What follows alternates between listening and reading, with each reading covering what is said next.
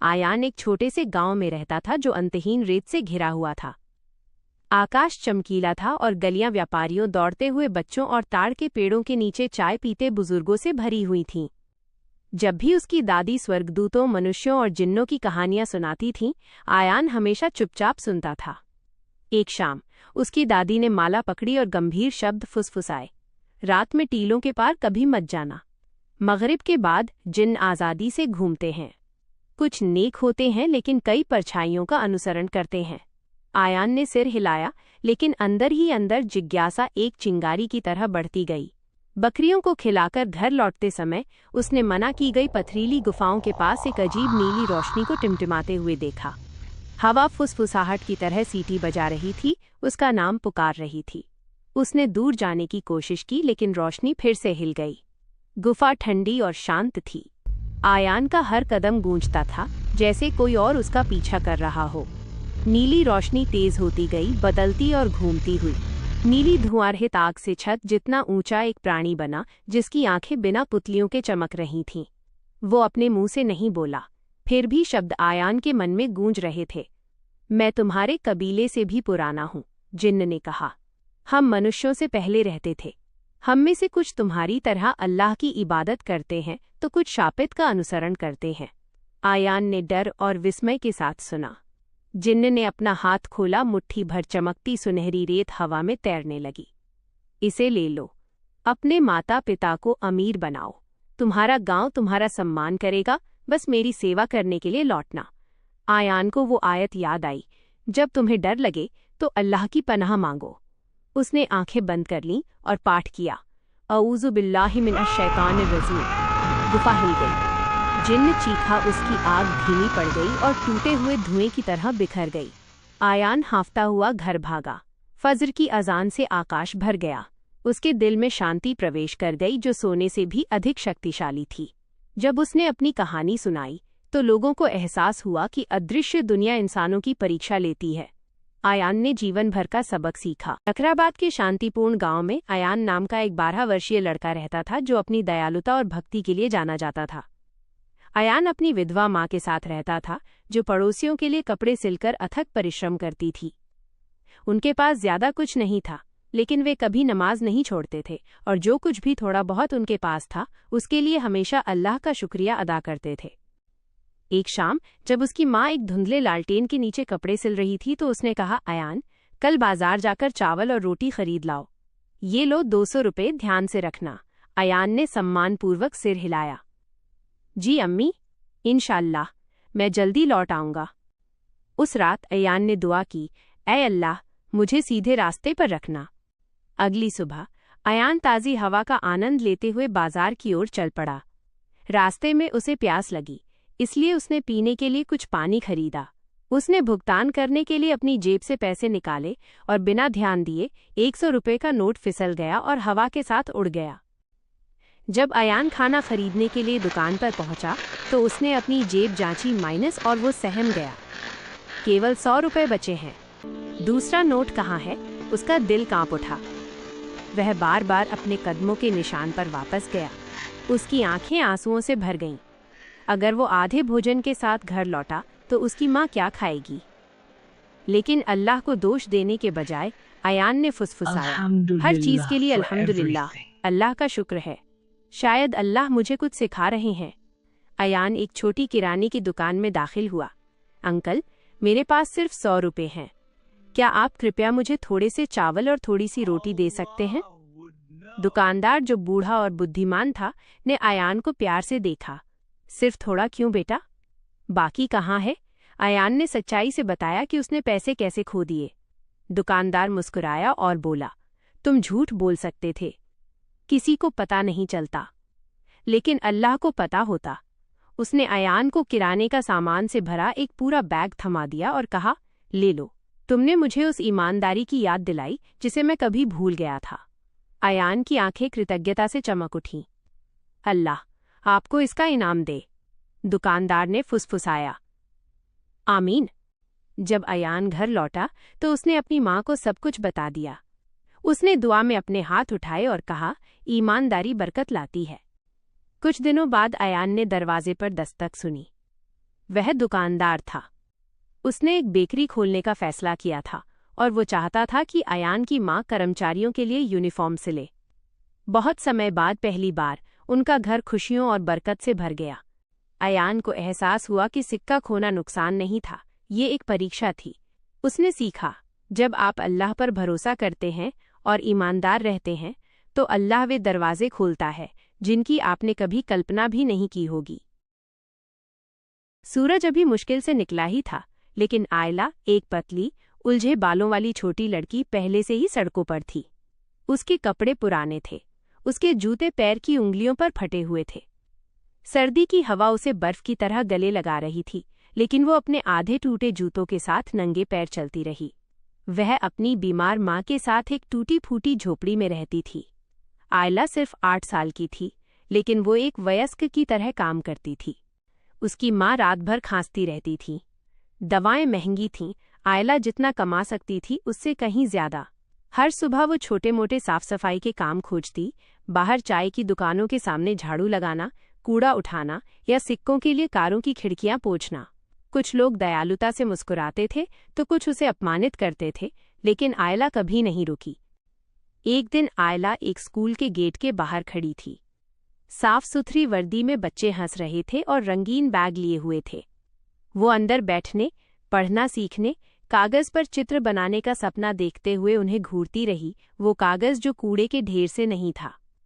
एक लड़की ने ब्रेड का एक टुकड़ा गिरा दिया। आयला ने सावधानी से उसे उठाया, पोंछा और कृतज्ञता से मुस्कुराई। वो उसे घर ले गई, अपनी माँ के साथ साझा किया, ये दिखावा करते हुए कि उसने पहले ही खा लिया था। उसकी माँ ने उसे देखा और आंसुओं के साथ फुसफुसाया, एक दिन तुम पढ़ोगी मेरी बच्ची। लेकिन आयला पहले से जानती थी, सपने महंगे होते थे। उसकी माँ की हालत और बिगड़ गई। आयला ने अपनी माँ के माथे पर गीला कपड़ा रखा और एक गाना गुनगुनाया जो उसे अपने बचपन से याद था। बाहर तूफान गरज रहा था, बारिश की बूंदें उनकी टूटी छत से टपक रही थीं। मोमबत्ती टिमटिमा रही थी, परछाइयां दीवारों पर नाच रही थीं और उसकी माँ की आवाज़ धीरे धीरे धीमी पड़ गई। आधी रात को आयला ने अपनी माँ के ठंडे हाथ को पकड़ा। माँ, जागो प्लीज, चुप्पी ने जवाब दिया। छोटी लड़की ने अपनी माँ को उनके इकलौते गर्म कंबल में लपेट दिया। उस रात आयला बिना आवाज़ किए रोई। वो नहीं चाहती थी कि दुनिया उसके दिल के टूटने की आवाज़ सुने। पड़ोसियों ने उसकी माँ को एक पुराने पेड़ के नीचे दफनाने में मदद की। आयला ने सड़क से चुना हुआ एक जंगली फूल वहां रखा। उसने फुसफुसाया, मैं फिर से मुस्कुराने की कोशिश करूंगी माँ, तुम्हारे लिए। सड़कें ठंडी रहीं, लेकिन आयला फिर से उन पर चली। इसलिए नहीं कि उसमें आशा थी, बल्कि इसलिए कि उसके पास कोई और चारा नहीं था। फिर भी उसके दिल में एक वादा जिंदा था, जीवित रहने का, चाहे दुनिया कितनी भी भारी क्यों न लगे। कभी कभी सबसे मजबूत लोग सबसे छोटे होते हैं। मिरलाइन के तैरते शहर में लोग एक अजीब फूल के बारे में फुसफुसाते थे। ब्लू कर्स्ड ऑर्किड, एक दुर्लभ फूल जो चांदनी में चमकता था और जिसके बारे में कहा जाता था कि ये भाग्य या बर्बादी लाता है। अधिकांश का मानना था कि ये किंवदंती महज एक सोने की कहानी थी, लेकिन 3 बहनों लिया, मीरा और सेरा के लिए ऑर्किड सब कुछ बदलने वाला था। बहनें मिरलाइन की सबसे निचली परत पर स्थित एक छोटे से बादल घर में रहती थीं। उनके माता पिता वर्षों पहले गायब हो गए थे, जिससे लड़कियों को अकेले ही गुजारा करना पड़ा। लिया सबसे बड़ी हलचल भरे स्काई मार्केट में एक सहायक अकाउंटेंट के रूप में काम करती थी। मीरा, मंझली बहन, सिक्के कमाने के लिए जादुई पोस्टर बनाती थी। सेरा, सबसे छोटी, अभी भी स्कूल में थी, जिज्ञासु और निडर। एक रात मीरा बाजार से पीली पड़कर लौटी। मैंने इसे देखा, उसने फुसफुसाया, सांस कांप रही थी। ब्लू ऑर्किड, और कोई मेरा पीछा कर रहा था। लिया जम गई। सेरा हाँफ उठी। किंवदंती फिर से सामने आ गई थी। मीरा ने अपना थैला खोला। उसके अंदर एक छोटा सा शीशे का डिब्बा रखा था। एक फूल अंदर चमक रहा था, चमकीला नीलमणि नीला, तरल चांदनी की तरह घूमता हुआ। तुम्हें ये कहाँ से मिला? लिया ने फुसफुसाते हुए पूछा। एक अजनबी ने इसे गिरा दिया, मीरा ने कहा। उसने कहा, इसकी रक्षा करो इससे पहले कि वो तुम्हें ढूंढ ले। फिर वो भीड़ में गायब हो गया। लिया ने तुरंत खिड़कियां बंद कर दी, उन्हें ताला लगा दिया। अगर ये असली ब्लू ऑर्किड है, उसने फुसफुसाया, तो हम खतरे में हैं। इसकी वजह से लोग गायब हो गए हैं। सेरा पास आई, उसकी आंखें चमक रही थीं। लेकिन कोई एक फूल को इतनी बुरी तरह क्यों चाहेगा? लिया का चेहरा कस गया, क्योंकि इसके अमृत के बारे में कहा जाता है कि ये छिपे हुए खजाने, बैंक कोड, रहस्य सब कुछ उजागर करता है। मीरा ने घबराकर अपनी बाहें मली। मुझे लगता है कि किसी ने मुझे इसे उठाते हुए देख लिया। एक लंबी काली कोट वाली महिला, उसकी आंखें ठंडी थीं। उस रात तीनों बहनों में से कोई नहीं सोई।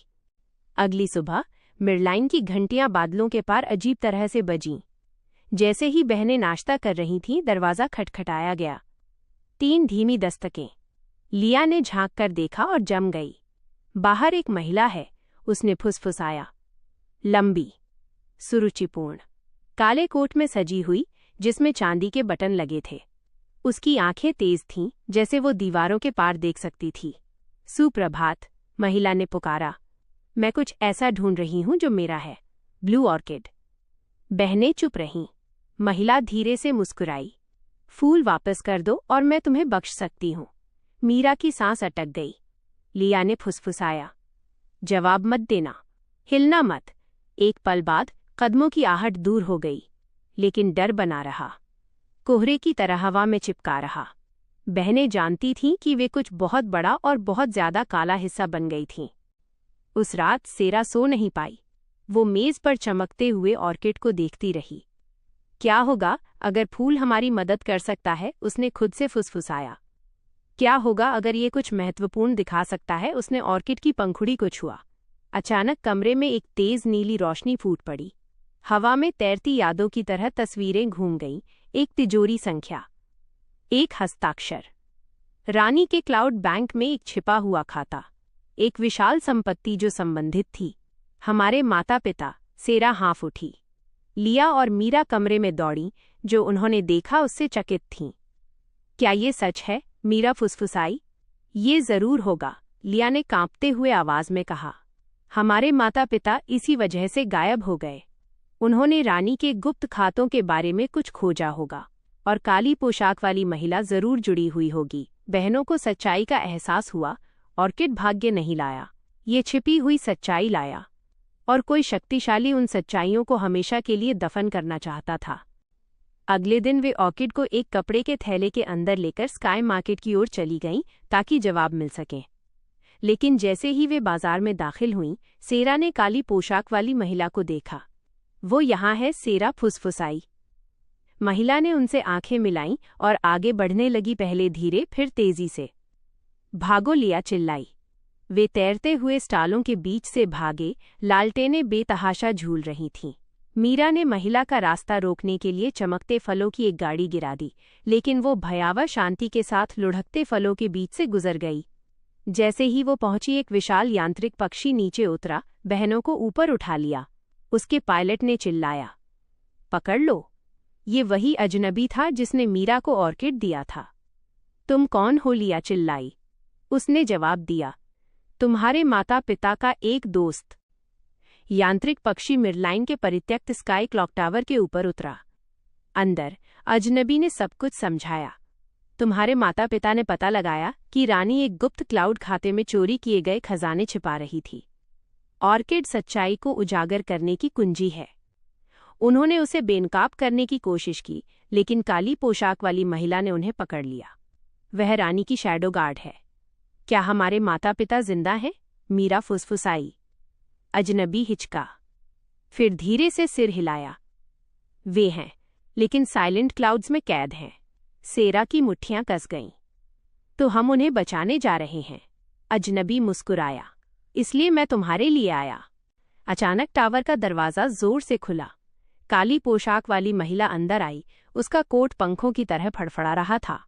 मुझे ऑर्किड दो, वो फुफकारी। नहीं, लिया चिल्लाई, अपनी बहनों के हाथ कसकर पकड़े। ऑर्किड से फिर से नीली रोशनी फूटी, लड़कियों के चारों ओर एक ढाल की तरह घूमने लगी। महिला झपटी। अजनबी ने उससे लड़ाई की, लेकिन वह बहुत शक्तिशाली थी। तो सेरा आगे बढ़ी, ऑर्किड को ऊंचा उठाया। तुमने हमारे परिवार को चोट पहुंचाई, उसने फुसफुसाया, और अब तुम्हें सच्चाई का सामना करना होगा। ऑर्किड इतनी तेजी से चमका कि टावर घूमते हुए दृश्यों से भर गया। रानी के अपराध, चोरी किए गए खजाने, कैद माता पिता, काली पोशाक वाली महिला चीख पड़ी, अपनी आंखें ढक लीं, क्योंकि सच्चाई ने उसके भ्रम तोड़ दिए। जादू की एक चमक ने उसे टावर से बाहर निकाल दिया, जिससे वो बादल की सीढ़ियों पर बेहोश पड़ी रह गई। ऑर्किड की शक्ति से गुप्त खाते पूरे शहर में उजागर हो गए। रानी ने अपना शासन खो दिया, छिपे हुए कैदी आज़ाद कर दिए गए, और उनमें से बहनों के माता पिता। जब परिवार आखिरकार फिर से मिला तो सभी की आंखों से आंसू बह रहे थे। तुम लड़कियां इतनी बहादुर थीं, उनकी माँ ने फुसफुसाया। लिया ने उन्हें कसकर गले लगाया। हम सिर्फ सच्चाई चाहते थे। एक साथ वे ब्लू ऑर्किड को सबसे ऊंची बादल चोटी पर ले गए। मीरा ने इसे धीरे से लगाया। सेरा ने फुसफुसाया, तुम नुकसान के लिए नहीं बल्कि अच्छाई के लिए चमको। और जैसे ही ऑर्किड चांदनी में शांति से चमका, मिरलाइन ने आखिरकार फिर से आज़ादी से सांस ली। श्राप टूट गया था। शांत लहरों की गहराई में जहां रोशनी किसी सपने की तरह थिरकती है, वहां स्थित है लुमिनारा का समुद्री साम्राज्य। एक ऐसी जगह जहां मूंगा कोरल की मीनारें चमकती हैं और सागर प्राचीन जादू से गुंजायमान रहता है। यहाँ हर लहर अपने साथ एक कहानी लेकर चलती है, और आज सागर स्वयं अपनी सांसें थामे हुए है। जब से मैं बच्चा था, मेरा मानना था कि समुद्र हमारे दिलों को सुन सकता है। आज मेरा दिल लहरों से भी ज्यादा तेज महसूस हो रहा है। मुझे बदलाव से डर नहीं लगता, बस बहुत गहराई से प्यार करने से डर लगता है। लेकिन प्यार ने मुझे फिर भी ढूंढ ही लिया। कोमल, मैंने सबसे गहरी खाइयों को पार किया है और उफनती लहरों का सामना किया है, मगर मेरी हिम्मत की वैसी परीक्षा कभी नहीं हुई जैसी प्यार ने ली है। नेरीना, तुम मेरी कमजोरी नहीं हो, तुम मेरी ताकत हो, और वो वजह हो जिससे मेरा दिल जानता है कि उसका घर कहाँ है। समुद्र ने हमें एक सत्य सिखाया है, प्रेम सबसे प्राचीन जादू है। ये धैर्य के साथ बढ़ता है, तूफानों में जीवित रहता है और साझा करने पर सबसे अधिक चमकता है। सागर आपका मार्गदर्शन करे और आपका बंधन गहरे से गहरे ज्वार से भी अधिक गहरा हो। ये अनुवाद। समुद्र आनंद के साथ जाग उठा है। समुद्री घोड़े रेशमी घूंघट थामे हैं, जेलीफिश तैरते सितारों की तरह चमक रही हैं, और डॉल्फिन उत्सव के मधुर गीत गा रही हैं। हर जीव, चाहे वो बड़ा हो या छोटा, जानता है कि ये केवल एक विवाह नहीं है, यह एक ऐसा वादा है जिसे सागर सदा याद रखेगा। बना है, परंतु ये सोने से भी अधिक भारी लगता है, कर्तव्य के कारण नहीं बल्कि प्रेम के कारण। संगीत ने पानी को भर दिया, जलपरियां नाचने लगीं, यहाँ तक कि शर्मीले ऑक्टोपस ने भी तालियां बजाईं। प्यार ने साम्राज्य को एक कर दिया था। उस रात नेरीना और कैल चमकते हुए सतही सितारों के नीचे एक साथ तैरे, हाथ में हाथ डाले। उन्होंने ताज से नहीं बल्कि प्यार से शासन किया। काव्या और उसकी छोटी बहन इरा एक छोटे से गांव के किनारे रहती थीं। हर सुबह सूरज निकलने से पहले वे नंगे पैर खेतों की ओर चल पड़ती थीं। वे बीज बोती, फसलें काटती और भारी गट्ठर ढोकर बाजार ले जाती थीं। वे जो थोड़ा बहुत कमाती थीं, वो उनके जीवित रहने के लिए बस पर्याप्त था। वे बहुत गरीब थीं, लेकिन उन्होंने कभी शिकायत नहीं की। एक शाम एक पुराने बरगद के पेड़ के पास काम करते समय इरा की दरांती किसी सख्त चीज से टकराई। गहराई से खोदने पर उन्हें फटे हुए कपड़े में लिपटा हुआ एक पुराना धूल भरा ग्रंथ मिला। उसका कवर हल्का सा चमक रहा था, जैसे वो सांस ले रहा हो। उस रात अपने छोटे से मिट्टी के घर के अंदर इरा ने मजाक में कोयले से पहले पन्ने पर लिखा कि आज रात के लिए गर्मा गर्म खाना। किताब चमक उठी। अचानक उनकी खाली मेज गर्म चावल करी और ताज़ी रोटियों से भर गई। काव्या की आंखें आंसुओं से भर गईं। उन्हें सच्चाई का एहसास हुआ कि किताब उसके अंदर लिखी किसी भी चीज़ को जीवित कर सकती थी। उस दिन से उन्होंने किताब का उपयोग सावधानी से किया। उन्होंने अच्छे बीज, साधारण कपड़े और बीमार ग्रामीणों के लिए दवा लिखी। खेत और हरे भरे हो गए। गांव में मुस्कान लौट आई। एक बार इरा ने सोने के लिए लिखने की कोशिश की, लेकिन कुछ नहीं हुआ। उस रात चमकते शब्द अपने आप प्रकट हुए कि जादू दया की सेवा करता है, लालच की नहीं। कुछ दिनों बाद एक क्रूर जमींदार ने उन्हें धमकाया। उसने मांग की कि वे धन के लिए किताब का उपयोग करें या अपनी जमीन खो दें। कांपते हाथों से काव्या ने इसके बजाय लिखा कि हमारे गांव और यहाँ के लोगों की रक्षा करें। धरती कांप उठी। रातों रात फसलें इतनी लंबी हो गईं कि जमींदार का रास्ता रुक गया। वह डर के मारे भाग गया। अगली सुबह किताब शांत पड़ी थी, उसकी चमक जा चुकी थी, लेकिन गांव फल फूल रहा था। बहनें समझ गईं कि किताब गायब नहीं हुई थी, उसने अपना काम पूरा कर लिया था। इरा ने काव्या की ओर देखकर मुस्कुराते हुए कहा कि शायद जादू हमें सिखा रहा था कि इसके बिना भी मजबूत कैसे रहा जाए। और हाथ में हाथ डाले वे वापस खेतों की ओर चल दी। अब उन्हें आने वाले कल का डर नहीं था। एक शांत गांव में जहां जानवर इंसानों की तरह रहते थे, मिमी नाम की एक छोटी बिल्ली रहती थी। दिन के समय वो साधारण कपड़े सिलती थी, लेकिन रात में जब चांद चांदी की तरह चमकता था, उसके टांके जीवित हो उठते थे। उसके द्वारा बनाई गई हर पोशाक में कोमल जादू होता था, सकून, साहस और खुशी। मिमी ने कभी सोने की मांग नहीं की, केवल मुस्कुराहटें मांगी। एक पोशाक ने एक शर्मीले खरगोश को बहादुर बना दिया, दूसरी ने एक थकी हुई माँ लोमड़ी को फिर से मुस्कुराने में मदद की। मिमी के दयालु दिल से सिला हुआ वो गांव धीरे धीरे खुशियों से खिल उठा। लेकिन हर कोई इस जादू को पसंद नहीं करता था। परछाइयों से ग्रिम्बल नाम का एक ईर्ष्यालु रैकून रेंगता हुआ आया, जो उस जादू को अपने लिए चाहता था। एक रात उसने मिमी के जादुई धागे चुरा लिए, जिससे उसकी कार्यशाला शांत और ठंडी हो गई। दुखी लेकिन आशान्वित होकर मिमी ने साधारण धागे का उपयोग करके एक आखिरी पोशाक सिली पर उसे प्यार से भर दिया। जब उसने इसे गांव को दिया तो जादू पहले से कहीं अधिक मजबूती से लौट आया। ग्रिम्बल को एहसास हुआ कि जादू चुराया नहीं जा सकता था, ये दयालुता से बुना गया था।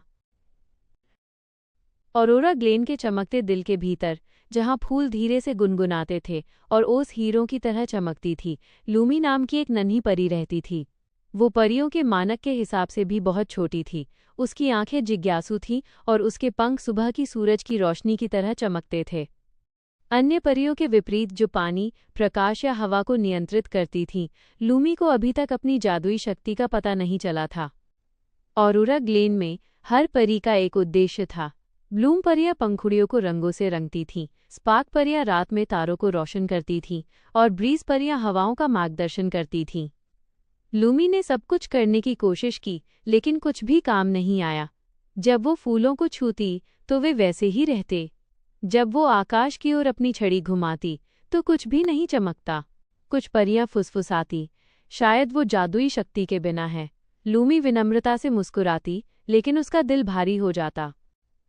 एक शाम जब आसमान लैवेंडर रंग का हो गया और जुगनू नाचने लगे, लूमी गांव से दूर ओल्ड विस्परिंग ट्री की ओर उड़ गई, जिसके बारे में कहा जाता था कि वो टूटे हुए दिलों की बात सुनता है। एक चमकते हुए मशरूम पर बैठकर लूमी ने आह भरी, मैं बस मदद करना चाहती हूँ, मैं भी महत्वपूर्ण होना चाहती हूँ। अचानक जमीन कांप उठी। ऑरोरा ग्लेन को शक्ति देने वाले चमकते क्रिस्टल टिमटिमाने लगे। फूल धुंधले पड़ गए, ऊपर के तारे फीके पड़ गए। परी गांव में दहशत फैल गई। बुजुर्गों ने चिल्लाकर कहा, ग्लोकोर मर रहा है, इसके बिना परियों का जादू हमेशा के लिए खत्म हो जाएगा। बहादुर परियों ने इसे ठीक करने की कोशिश की, लेकिन कुछ भी काम नहीं आया। ग्लोकोर ने मंत्रों पर कोई प्रतिक्रिया नहीं दी, ऐसा लगा जैसे वो किसी चीज का इंतजार कर रहा हो। चुपचाप लूमी और करीब आई। जैसे ही उसने हाथ बढ़ाया, उसने गर्मी महसूस की, शक्ति नहीं बल्कि भावना। वो धीरे से फुसफुसाई, ठीक है, तुम अकेले नहीं हो। ग्लोकोर धड़कने लगा। लूमी की सांसें थम गईं। उसने फिर से बात की, उसे कहानियां सुनाई, आशा, डर, दया और सपनों की। हर शब्द के साथ रोशनी बढ़ती गई। क्रिस्टल चमकने लगे, फूल फिर से खिल उठे। बुजुर्ग हैरानी से देखते रह गए। लूमी के पंख बदलने लगे, कोमल चमकते हुए पैटर्न दिखाई दिए जो हल्की रोशनी के साथ धड़क रहे थे। बुजुर्ग ने धीरे से कहा, तुम एक हार्ट परी हो, तुम भावनाओं और देखभाल के माध्यम से जादू को जगाती हो। उस दिन से लूमी वह परी बन गई जो उदासी को दूर करती थी, फीके पड़ते जादू को वापस लाती थी और सभी को याद दिलाती थी कि हर शक्ति जोर से नहीं चमकती, कुछ शक्तियां धीरे से भी चमकती हैं। और जब भी ऑरोरा ग्लेन धुंधला महसूस करता, लूमी के फुसफुसाते पंख रोशनी वापस ले आते। क्या लिक्रा का जन्म एक ऐसे उपहार के साथ हुआ था जो किसी अन्य परी के पास नहीं था। वो जानवरों के दिलों की धड़कन सुन सकती थी। हर पक्षी, हिरण और कीट उससे खुशी और डर की फुसफुसाहट में बात करते थे। जंगल ही उसका परिवार था। हर सुबह वो धुंधले पेड़ों के बीच से उड़ती थी, घायल गिलहरियों की मदद करती थी, डरे हुए हिरणों को शांत करती थी और थके हुए उल्लुओं को लोरी सुनाती थी। जब वो मुस्कुराती थी तो जंगल और भी अधिक चमक उठता था, लेकिन जड़ों के नीचे गहराई में मोरवेक्स रहता था, एक छाया का जादूगर जो सन्नाटे पर जीवित रहता था। उसे हंसी से नफरत थी, उसे आवाज़ों से नफरत थी और सबसे बढ़कर उसे लिकरा से नफरत थी। मोरवेक्स ने जंगल के जादू को सोखना शुरू कर दिया, जिससे धाराएं काली और पेड़ धूसर हो गए। जानवर लिकरा के पास चिल्लाए, मदद की भीख मांगने लगे। उसने उनकी फुसफुसाहट का पीछा करते हुए हॉलो स्टोन तक पहुंच बनाई, जहां मोरवेक्स इंतजार कर रहा था।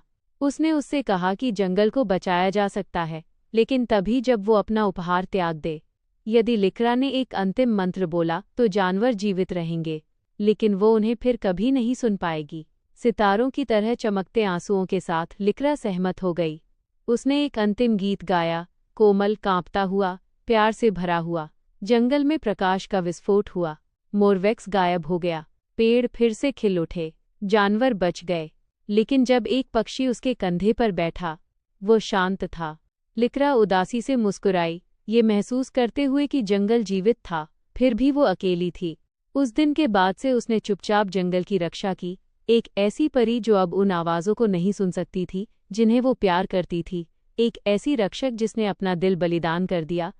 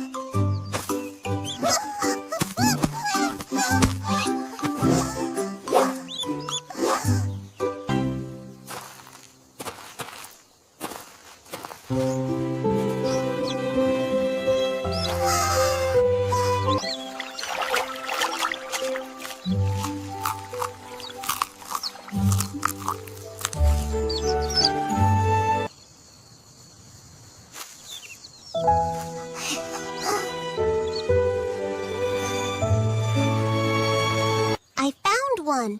Look!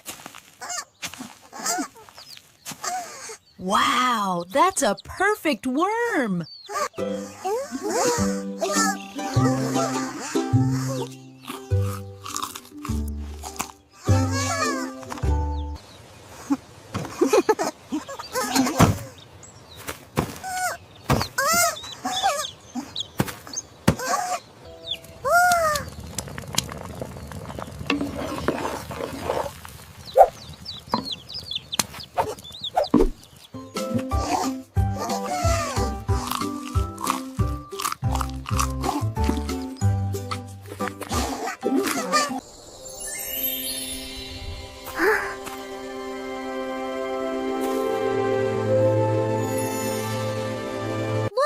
The star is showing us the way.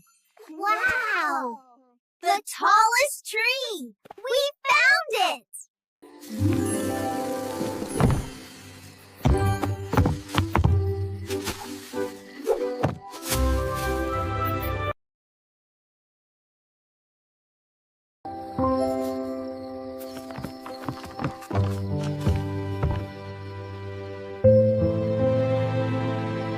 It's perfect! The light is beautiful! बहुत समय पहले एक शांत वन घाटी की गहराइयों में एक जादुई फूल खिला था। वो पिघली हुई धूप की तरह झिलमिलाता था और सितारों से भी अधिक चमकता था। कथाएं कहती थीं कि इसकी शक्ति किसी भी घाव को भर सकती थी, किसी भी बीमारी को ठीक कर सकती थी और खोई हुई जवानी लौटा सकती थी। पशु पक्षी इसके पास जमा होते थे और यहाँ तक कि हवा भी इसकी चमक के पास कोमल हो जाती थी। लेकिन जहाँ महान शक्ति होती है, वहाँ महान लालसा भी होती है। एक महिला ने उस फूल के रहस्य को खोज निकाला। मदर गोथेल, एक ऐसी महिला जो बूढ़े होने से डरती थी और अपनी ढलती सुंदरता को हताशा से थामे हुए थी। उसने सीखा कि फूल के लिए गाना गाने से उसका जादू उसके भीतर प्रवाहित होने लगता था और इसलिए उसने इसे दुनिया से छुपा दिया, इसकी शक्ति को सिर्फ अपने लिए रखते हुए। उसने जादू की रक्षा नहीं की, उसने उसे कैद कर लिया। दूर एक भव्य साम्राज्य में रानी अपने बच्चे को जन्म देने वाली थी, तभी वो गंभीर रूप से बीमार पड़ गई। राजा ने इलाज के लिए अंतहीन खोज की। जब वो जादुई फूल आखिरकार मिल गया तो उम्मीद वापस लौट आई। इसकी रोशनी ने रानी को पूरी तरह स्वस्थ कर दिया और जल्द ही एक नन्ही बच्ची का जन्म हुआ। उसका नाम रैपंजल था और उसके बाल उसी सुनहरे जादू की तरह चमकते थे जैसे वो फूल। लेकिन खुशी दुख में बदल गई। एक खामोश रात में मदर गोथेल महल की नर्सरी में रेंगते हुए घुसी। उसने बच्ची के बालों को छुआ और महसूस किया कि जादू अभी भी जीवित है। एक स्वार्थी दिल के साथ उसने बच्ची को लिया और अंधेरे में ओझल हो गई। साम्राज्य ने एक खोई हुई राजकुमारी का शोक मनाया और रैपंजल दुनिया से ओझल हो गई।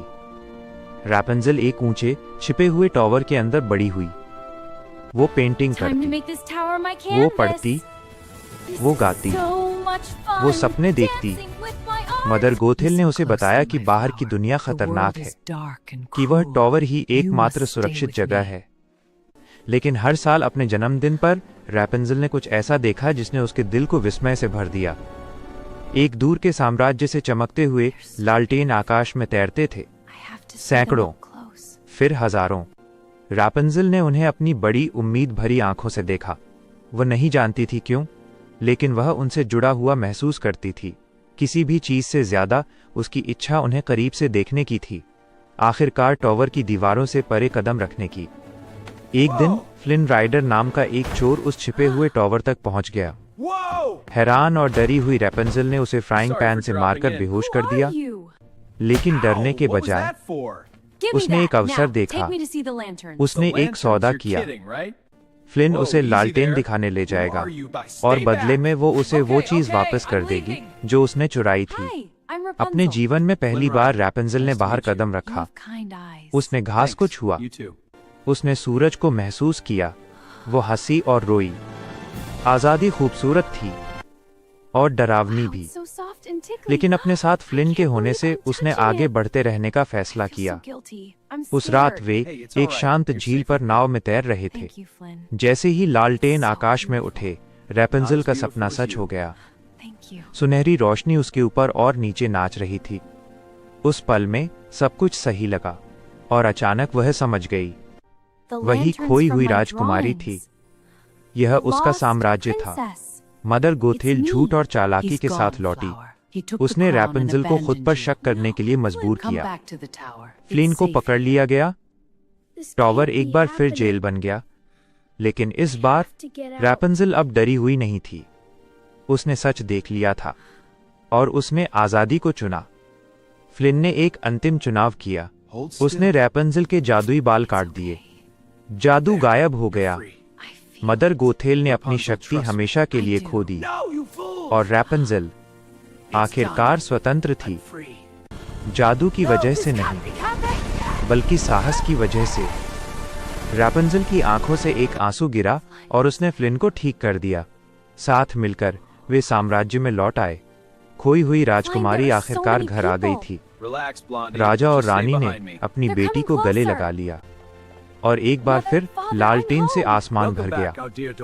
इस बार जश्न में रैपंजल ने सीखा कि आजादी दीवारों में नहीं मिलती, बल्कि सच्चाई में मिलती है, प्यार में और खुद पर विश्वास करने में। और उस दिन के बाद से वो डर में नहीं रही। रैपंजल फ्लिन के साथ खेलती कूदती, अपने माँ बाप से गले लगती और लोगों से बातचीत करते खुश रहती थी। Oh, that is the funniest story I've heard. We have plenty more where that came from. It's so good to see you smiling. Cloud city mirage की कहानी। महल के गुंबद नर्म चांदनी से दमक रहे थे जब सेराफिना स्काईवे रनवे से लौटी। उसके पंख अभी भी बची हुई तारकीय धूल से झिलमिला रहे थे, लेकिन उसका हृदय उन सवालों से भरा था जिन्हें वो दूर नहीं कर पा रही थी। उस रात वो अपनी खिड़की के पास बैठी थी, बादलों को तैरते हुए पर्दों की तरह बहते हुए देख रही थी। माँ ने कहा था, उन्होंने मुझे देखा था। एक निडर और दयालु आत्मा के रूप में उसने खुद से फुसफुसाते हुए कहा। लेकिन ऐसा क्यों लगा जैसे मैं काफी नहीं थी? एक छोटी सी दस्तक सुनाई दी, नरम तेज शर्मीली। ये लीरा थी, महल की सबसे छोटी परी और सेराफिना की बचपन की दोस्त। उसके पंख अभी भी घबराहट से कांप रहे थे। रनवे पर सब तुम्हारे बारे में बात कर रहे हैं, लीरा ने कहा। उसकी आवाज़ गर्व से चमक रही थी। उन्होंने कहा, तुमने सिर्फ चली नहीं, तुमने सबको ऊपर उठा दिया। सेराफिना का सीना गर्म हो गया, लेकिन संदेह लौट आया। क्या होगा अगर मैं सिर्फ भाग्यशाली थी? वो बड़बड़ाई। क्या होगा अगर मैं इसे फिर से न कर सकूं? लीरा फड़फड़ाती हुई पास आई। तो मुझे तुम्हें कुछ दिखाने दो।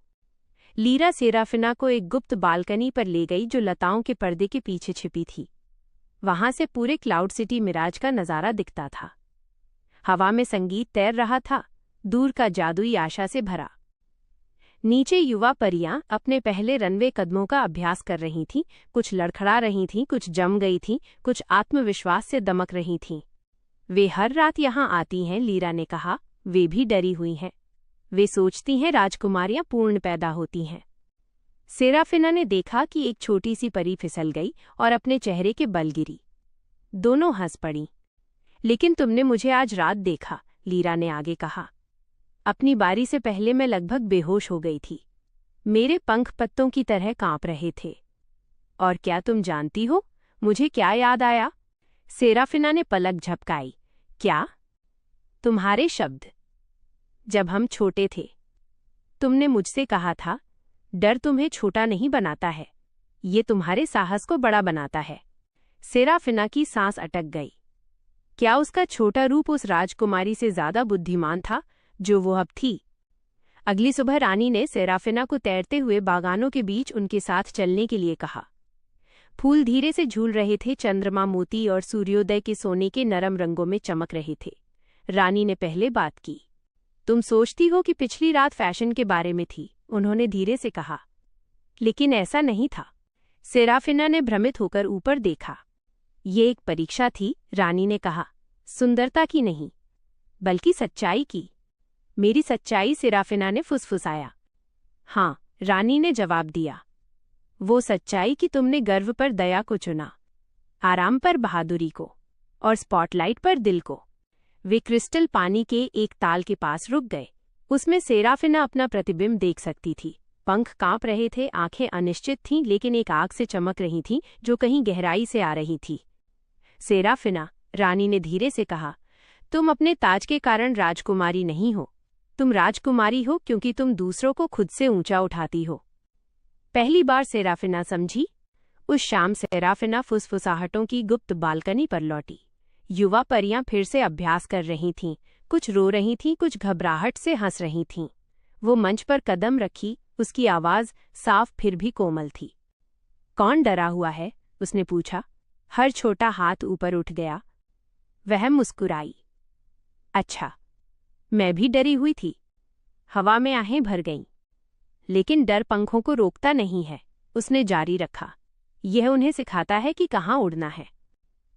एक एक करके युवा परियां आगे बढ़ीं और सेराफिना ने उनका मार्गदर्शन किया, उनके पंखों को हिलाया, उनके कदमों को स्थिर किया। वही शब्द फुसफुसाए जो कभी उसे आगे ले गए थे।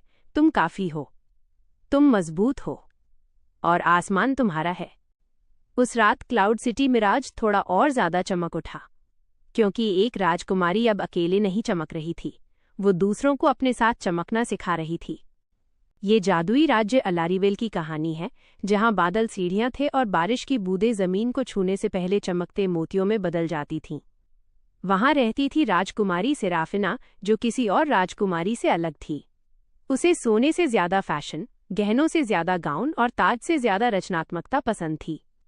जहां अन्य राजकुमारियां शाही नृत्य या चाय समारोह का अभ्यास करती थीं, वहीं सेराफिना अपना दिन चांदनी के धागों और सितारों की धूल के जालों से बुने गाउन डिजाइन करने में बिताती थी। महल के सबसे ऊंचे टॉवर के अंदर उसकी गुप्त अलमारी वाले कमरे में हजारों तितलियां उसके मेज पर लेस, फूल और रंगीन पंख लेकर आती थीं। वो मानती थी कि फैशन आत्मा को व्यक्त कर सकता है और हर परी को ऐसे पंख मिलने चाहिए जो उनके सपनों से मेल खाते हों। लेकिन भले ही उसकी रचनाओं की उसके लोगों द्वारा प्रशंसा की जाती थी, वह कुछ और चाहती थी। वो खुद एक फैशन मॉडल बनना चाहती थी, दुनिया के सबसे बड़े परी रनवे पर चलना चाहती थी। द स्काईवे शो, जिसे बादलों के हर जादुई राज्य द्वारा देखा जाता था। उसकी माँ महारानी लुमिना असहमत थीं। एक राजकुमारी को नेतृत्व करना चाहिए, न कि रनवे पर चलना चाहिए, उन्होंने कहा।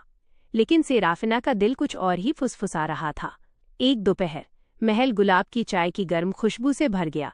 जब सेराफिना महारानी के साथ बैठी थी, माँ उसने धीरे से शुरुआत की। मैं स्काईवे फैशन शो में भाग लेना चाहती हूँ। महारानी लगभग अपनी चाय का प्याला गिरा बैठी। एक राजकुमारी एक सार्वजनिक रनवे पर, राज्य हमारा सम्मान कैसे करेंगे? सेराफिना के पंख झुक गए।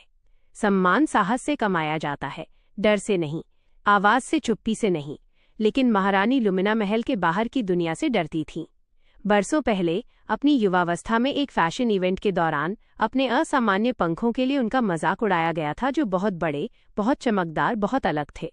वो याददाश्त कांच से भी ज्यादा तेज बनी हुई थी। फैशन जश्न मनाने से ज्यादा अपमानित करता है, उन्होंने चुपचाप कहा। सेराफिना खड़ी हो गई। उसका सुनहरा पहनावा भोर की तरह चमक रहा था। तो मुझे वो बदलने दे। वे हवा में धुएं की तरह घूमते तनाव के साथ अलग हो गए। उस रात बाद में सेराफिना अपनी परछाई को घूर रही थी, ताज को नहीं, गहनों को नहीं, बल्कि अपनी आंखों की आग को। अगर परी पंखों का मतलब उड़ना था, तो सपनों का मतलब आसमान छूना था। सेराफिना ने चांदनी के नीचे चुपचाप सामान पैक किया। कोई गहने नहीं, कोई ताज नहीं, बस उसके डिजाइन एक चमकीले पंखों वाले केस में करीने से लपेटे हुए थे। एक कोमल स्पर्श से उसने अपने पंखों को चमकते पेस्टल ओम्ब्रे गुलाबी रंग, जो नीले रंग में घुलमिल रहे थे, जैसे कि गोधूली में सुबह का उजाला भर रहा हो, में रंगा। वह महल से बाहर उड़ गई, जैसे तारे जिज्ञासु आंखों की तरह झपक रहे थे। Skyway runway cloud city mirage में आयोजित किया गया था, जो आसमान का फैशन केंद्र था। चमकीले गाउन पहने परियां उसके पास से उड़ रही थीं, उत्साह से चहक रही थीं। हवा में बैनर नाच रहे थे, आज रात स्काईवे रनवे। जब सेराफिना ने बैकस्टेज पंजीकरण किया, तो समन्वयक ने उसका नाम पढ़ा। अलारी की सेराफिना, उसने घबराकर निगल लिया। हाँ, बस सेराफिना। प्रतियोगी फुसफुसाए। कुछ ने उसके पंखों की प्रशंसा की, अन्य ने उनकी चमक से डरकर मुस्कुराया। वो बैकस्टेज शीशे की ओर चली। कांच में उसकी परछाई लंबी, बहादुर, बिना राजसी अंदाज के चमक रही थी। वो यहाँ कोई राजकुमारी नहीं थी, वो एक स्वप्न दृष्टा थी।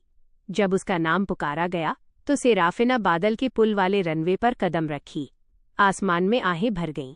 उसने मुलायम बादल के रेशम से सिला गया और हजारों छोटी इंद्रधनुषों से कढ़ा हुआ गाउन पहना हुआ था। लेकिन ये गाउन नहीं था जिसने दिल जीत लिए, ये उसके पंख थे। उसके पंख तरल तारों की तरह चमक रहे थे, जो उसके हर आशा को दर्शाते थे। हर कदम के साथ छोटे प्रकाश की पंखुड़ियां उसके पीछे गिर रही थीं, एक चमकता हुआ निशान बना रही थीं। रनवे के बीच में हवा गरजी, एक अप्रत्याशित तूफान का जादू। मॉडल घबरा गए, पंख कांप रहे थे। लेकिन सेराफिना ने अपने पंखों को और चौड़ा फैलाया और हवा को गले लगा लिया। उसने अपनी रनवे वॉक को उड़ान में बदल दिया। वो मंच के ऊपर नाचने लगी, डर को सुंदरता में बदल दिया। उसने बीच हवा में अपना हाथ देते हुए एक संघर्षरत मॉडल को अपना संतुलन हासिल करने में मदद की। दर्शकों ने खड़े होकर सराहना की, जिसने उनके पैरों के नीचे के बादलों को हिला दिया। जब शो समाप्त हुआ, उद्घोषक ने घोषणा की, साहस, करुणा और रचनात्मकता के लिए विजेता सेराफिना अलारी। दुनिया ने उसके नाम का जयकारा किया। महल में वापस महारानी लुमिना ने उनकी तालियों की दूर की गूंज सुनी। उनकी आंखें नरम हो गईं और कई सालों में पहली बार उन्होंने फिर से अपने खुद के पंखों की प्रशंसा की। सेराफिना बिना किसी डर के घर लौट आई। वह उसी स्वप्न दृष्टा की आग को पहने हुए महल के हॉल से गुजरी। महारानी उसका इंतजार कर रही थी, गुस्से से नहीं, बल्कि गर्व से, अपनी मुस्कान को नरम करते हुए। मैंने तुम्हें देखा, उन्होंने फुसफुसाया। एक राजकुमारी के रूप में नहीं, एक आत्मा के रूप में, निडर और दयालु। सेराफिना ने आश्चर्य से पलक झपकाई। मैं गलत थी, महारानी ने जारी रखा। फैशन शर्मिंदा नहीं करता, लोग करते हैं, लेकिन बहादुर दिल उन्हें बदल देते हैं। महारानी लुमिना ने अपना शाही ब्रोच, जो पीढ़ियों से चला आ रहा एक प्रतीक था, हटाया और उसे सेराफिना की पोशाक पर रखा। आज से अलारीवेल अपना खुद का फैशन शो आयोजित करेगा, उन्होंने घोषित किया। एक रनवे जो न्याय का नहीं, बल्कि जश्न का होगा, जहां हर आकार और रंग के पंखों का स्वागत होगा। साल गुजर गए और परी मॉडल, डिजाइनर और स्वप्नदृष्टा राज्य के पंखों के त्योहार तक पहुंचने के लिए दूर दूर से यात्रा करते थे, जिसकी स्थापना राजकुमारी सेराफिना ने की थी, जो अब न केवल एक शाही नेता, बल्कि बादलों की परी फैशन आइकॉन के रूप में जानी जाती थीं। और जब भी कोई घबराई हुई परी पहली बार रनवे पर कदम रखती थी, सेराफिना उन शब्दों को फुसफुसाती थी जिन्होंने उसके पंखों को डर से पार कराया था। उनकी आंखों से मत डरो, नन्हे सितारे, तुम उन तरीकों से चमकने के लिए पैदा हुए थे जो उन्होंने कभी नहीं देखे। महल की बालकनियों से एक सुबह तेज हवा चली, जिससे घंटियां चांदी की लहरों में बजने लगीं। आसमान नीले से हल्के गुलाबी रंग में बदल गया जब एक लंबा परी देवदूत क्लाउड ब्रिज पर धीरे से उतरा। उसने हवा के धागों से बुना हुआ एक चोगा पहना था, जिस पर छोटे क्रिस्टल नक्षत्र बना रहे थे। उसके पंख अलग तरह के बने थे, चौड़े, मजबूत। सेराफिना ने उसे पहले कभी नहीं देखा था। वो फुसफुसाई, वो कौन है? लीरा ने फटी आंखों से कहा, वो ऑयरोन है, आकाश का मूर्तिकार। वह स्काईवे रनवे के लिए हवाओं को आकार देता है। ऑयरोन ने रानी को सम्मानपूर्वक नमन किया, लेकिन उसकी आंखें बालकनियों को देख रही थीं, कुछ खोज रही थीं। और जब उन्होंने सेराफिना को पाया तो वो ठिठक गया, जैसे उसे कुछ ऐसा मिल गया हो जिसके खोने का उसे एहसास तक नहीं था। बाद में उसी दिन सेराफिना तैरते हुए बगीचों में गई। वो एक नन्ही परी के पंखों को ठीक कर रही थी, तभी एक कोमल हवा उसके गाल को छू गई, गर्म, स्थिर, जानबूझकर। वह मुड़ी। ऑयरोन उसके पीछे खड़ा था, अपनी हथेली में हवा के एक बवंडर को एक छोटी मूर्ति की तरह थामे हुए। उसने एक नरम मुस्कान के साथ कहा, मुझे क्षमा करें, मेरा इरादा आपको डराने का नहीं था, मैं केवल आपको ये देना चाहता था। उसके हाथ में मौजूद हवा की आत्मा ने आकार लिया, हवा से बना एक छोटा कबूतर। सेराफिना के चारों ओर फड़फड़ाने के बाद वो एक नरम आह के साथ गायब हो गया। वो हैरान होकर हंस पड़ी। मैंने कभी किसी को इतनी खूबसूरती से हवा पर राज करते नहीं देखा। ऑयरोन की मुस्कान गहरी हो गई। मैंने कभी किसी को दिलों पर वैसे राज करते नहीं देखा जैसे आपने रनवे पर किया था। सेराफिना के गालों पर लाली छा गई। उसने पूछा, क्या आपने देखा था? मैं अपनी नजरें नहीं हटा सका। अपने जीवन में पहली बार सेराफिना के पंख कांपे, डर से नहीं, बल्कि किसी मीठी चीज से। कुछ शामों बाद क्लाउड सिटी मिराज में अचानक तूफान आ गया। नन्ही परियां घबराहट में इधर उधर भागने लगीं। सेराफिना मदद के लिए झपटी, लेकिन हवा के एक बड़े झोंके ने उसे किनारे धकेल दिया। ऑयरोन तुरंत नीचे आया और उसे बादलों के बीच गिरने से पहले ही पकड़ लिया। उसने धीरे से कहा, सावधान, हवाएं अधिकांश का पालन करती हैं, लेकिन तूफान किसी का पालन नहीं करते। सेराफिना ने उसकी ओर देखा। वो आभारी थी और उसकी सांसें थमी हुई थीं। मेरा पंख, इसमें चोट लगी है। किनारे पर एक छोटा सा आंसू जैसा छेद चमक रहा था। ऑयरोन ने इसे धीरे से अपने हाथ में लिया। गर्म हवा इसके चारों ओर हीलिंग सिल्क, उपचार रेशम की तरह लिपट गई। उसने बुदबुदाते हुए कहा, आपको अकेले मजबूत होने की जरूरत नहीं है। वे शब्द, वे किसी भी प्रशंसा, तालियों या ताज से कहीं अधिक गहरे थे। उसने महसूस किया कि उसका दिल भोर के आकाश की तरह खुल गया है। आसमान के शांत होने का जश्न मनाने के लिए एक उत्सव आयोजित किया गया। लालटेन सितारों, दिलों, पंखों के आकार के उनके चारों ओर तैर रहे थे। संगीत रात में गूंज रहा था, कोमल और रोमांटिक। ऑयरोन सेराफिना के बगल में चल रहा था, उनके पंख हल्के से एक दूसरे को छू रहे थे। उसने कहा, मैंने वर्षों तक दूसरों के लिए हवाओं को आकार दिया, लेकिन आज रात मैं केवल एक ही चीज को आकार देना चाहता हूं। उसने धीरे से पूछा, वो क्या है? उसने एक लालटेन उठाई, प्रकाश के एक छोटे ताज के आकार की। एक वादा। उसने लालटेन को उसके हाथों में थमाया, उनकी उंगलियों को एक दूसरे को छूने दिया, जो गर्म और विद्युत जैसी महसूस हो रही थीं। उसने धीरे से कहा, मैं आपके साथ चलना चाहता हूं, तूफानों में, आसमान में, उन पलों में जब आप खुद पर शक करें और उन पलों में जब आप चमकें। सेराफिना की आंखें चांदनी पानी की तरह चमक उठीं। उसने अपनी कांपती आवाज में कहा, ऑयरोन, आप पहले से ही साथ हैं। उनका लालटेन ऊपर की ओर तैरने लगा, धीमा, कोमल, सुंदर और हजारों चमकती रोशनी में शामिल हो गया। और जैसे ही वो ऊपर उठा, उनके हाथ एक दूसरे से जुड़े रहे। एक राजकुमारी जिसे कभी रनवे से डर लगता था, उसे हवा को आकार देने वाली एक परी में प्यार मिल गया। दो अलग पंख, एक साझा आसमान। ग्लोमेयर के चमचमाते साम्राज्य में फूल हीरो की तरह जगमगाते थे और नदियां पिघली हुई चांदी की तरह बहती थीं। राजकुमारी एलोवेन अपनी अटारी पर खड़ी थी, अपने सबसे अनमोल खजाने को थामे हुए। चंद्रकांति मुकुट एक जादुई आभूषण जो साम्राज्य की रक्षा करता था। अचानक उसका चंद्रमणि लॉकेट चमकने लगा। एलोवेन, उसके पास फड़फड़ाते हुए लीरा परी चहकी। मुकुट की ज्योति मंद पड़ रही है। एलोवेन ने गहरी सांस ली। इसका अर्थ है कि कोई इसकी जादुई शक्ति चुराने का प्रयास कर रहा है। आकाश में काले कोहरे का एक बवंडर दिखाई दिया। ये निक्स है, लीरा फुसफुसाई। एलोवेन ने साहस के साथ मुकुट ऊपर उठाया। तो मुझे ग्लोमेयर की रक्षा करनी ही होगी। एलोवेन और लीरा भागते हुए उस मायावी उपवन में पहुंचे जहां स्फटिक के वृक्षों पर जादुई आभूषण उगते थे। तारों की रोशनी के हार, सूर्य की आभा वाले कंगन और इंद्रधनुषी कांच की अंगूठियां। ल्यूमिना का हृदय यही है, लीरा ने कहा। तभी निक्स परछाइयों के घेरे में प्रकट हुई। तुम चंद्रकांति मुकुट को सदैव के लिए अपने पास नहीं रख सकती, निक्स ने शांति से कहा। एलोवेन ने सूर्य की चमक वाला एक प्रज्वलित कंगन उठाया।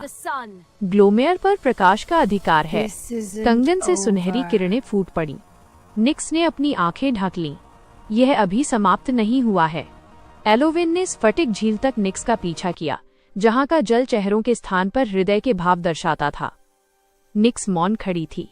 तुम्हें मुकुट क्यों चाहिए? एलोवेन ने कोमलता से पूछा। निक्स की परछाई झिलमिलाई, जिसमें एकाकीपन दिखाई दे रहा था।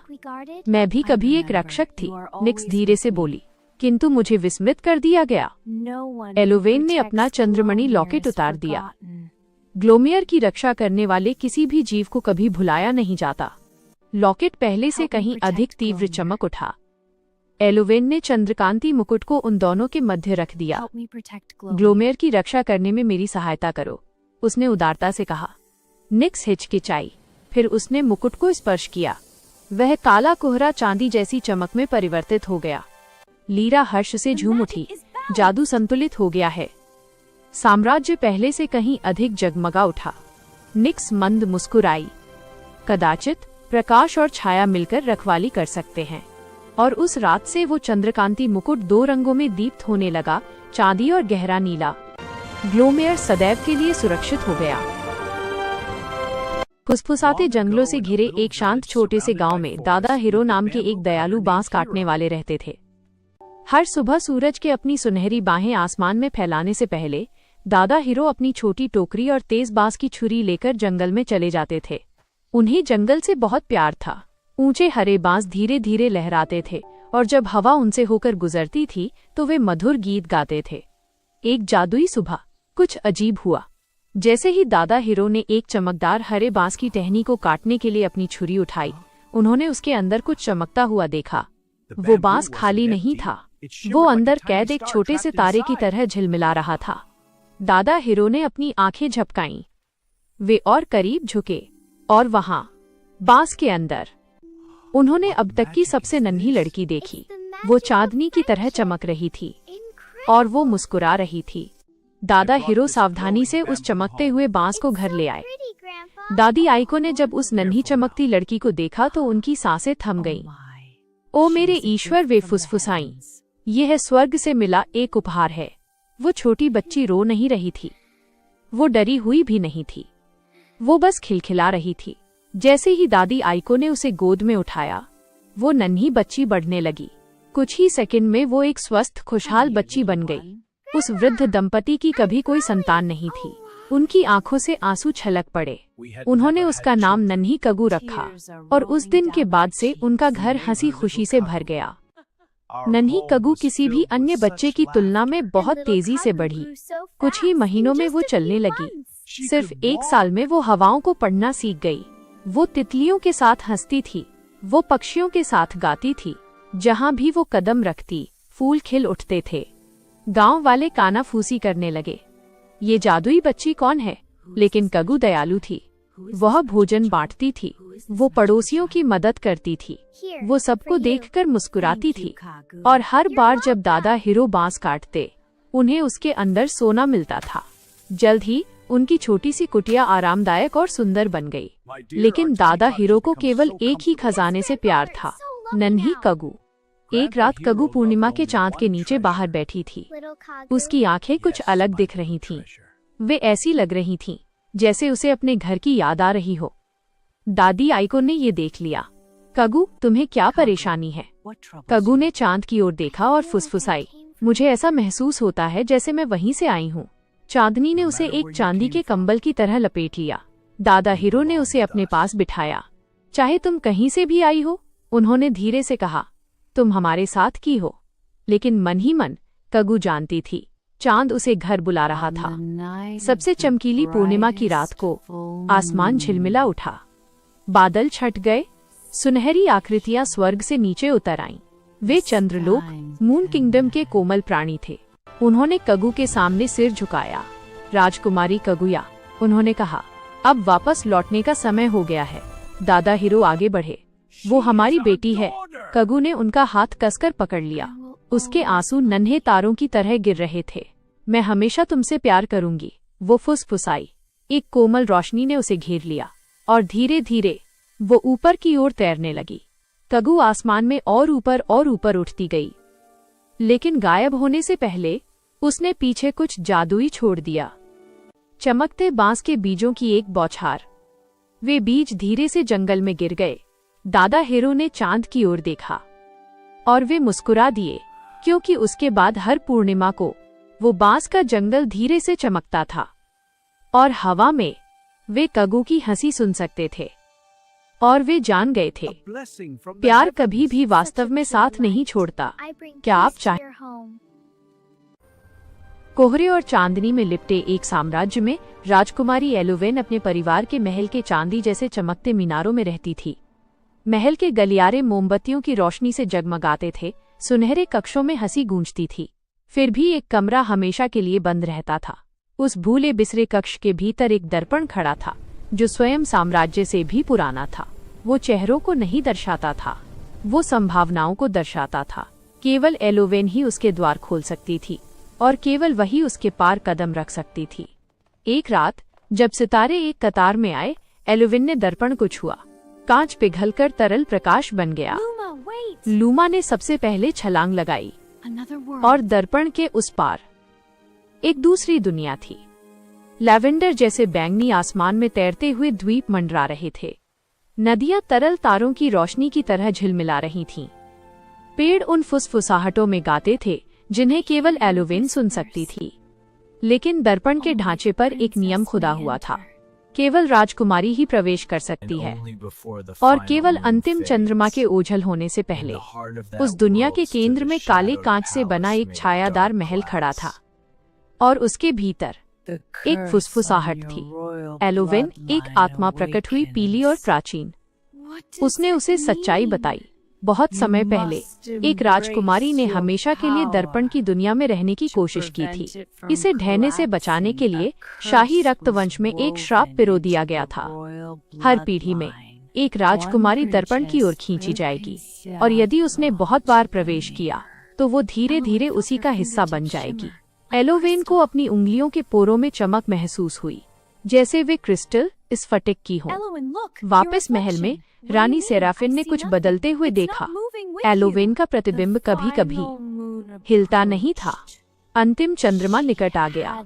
एलोवेन आखिरी बार दर्पण के पास लौटी। उसे सच्चाई जाननी ही थी। आत्मा ने श्राप के अंतिम हिस्से का खुलासा किया। वो जादुई दुनिया मर रही थी। वह केवल राजकुमारी की उपस्थिति के कारण जीवित थी। यदि एलोवेन ने आना बंद कर दिया तो वो दुनिया हमेशा के लिए ओझल हो जाएगी। यदि उसने आना जारी रखा तो वो पूरी तरह से क्रिस्टल में बदल जाएगी और भीतर ही रह जाएगी। लूमा उसके पास सिमट गया, पहले से कहीं अधिक चमक रहा था। एलोवेन समझ गई, दर्पण के पार की दुनिया सुंदर थी, लेकिन उसका परिवार यहाँ था। वो लूमा के पास घुटनों के बल बैठ गई। तुम दोनों दुनिया के हो, उसने धीरे से कहा। कांपते हाथों से उसने अपनी हथेली दर्पण पर रखी। पार जाने के बजाय उसने इसे सील कर दिया। पूरे कांच पर रोशनी का विस्फोट हुआ। दर्पण चटक गया, विनाश में नहीं बल्कि मुक्ति में। वो जादुई दुनिया कोमल सितारों की धूल में विलीन हो गई। लूमा की चमक धीमी पड़ गई, परंतु गायब नहीं हुई। एलोवेन की क्रिस्टल बनती उंगलियां वापस सामान्य हो गई। श्राप टूट गया था। प्राचीन कांच में अब केवल उसका प्रतिबिंब दिख रहा था, और उस प्रतिबिंब में एक ऐसी राजकुमारी थी जिसने जादू के ऊपर प्रेम को चुना, और कभी-कभी वही सबसे बड़ा जादू होता है।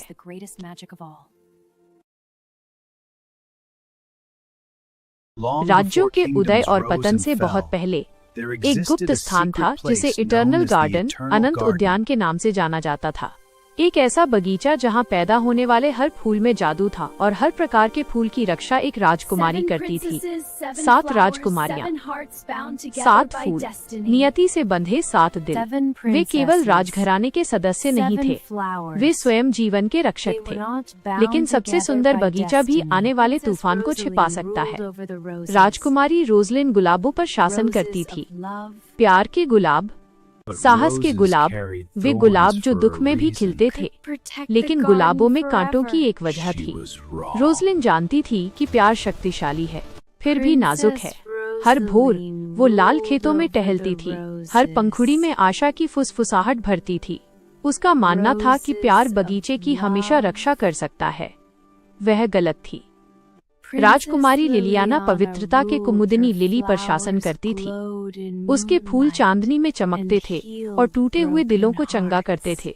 उसका मानना था कि शांति किसी भी तूफान को शांत कर सकती है, लेकिन अकेले शांति अंधेरे को नहीं रोक सकती। राजकुमारी सोलारा सूरजमुखी सनफ्लावर की सेनापति थी। जहाँ वो चलती थी, अंधेरा पीछे हट जाता था। वो हंसी थी, वो गर्माहट थी, वो रोशनी थी, लेकिन सबसे चमकीले सूरज को भी ग्रहण लग सकता है। तुलियाना के ट्यूलिप भावना के हर रंग में खिलते थे।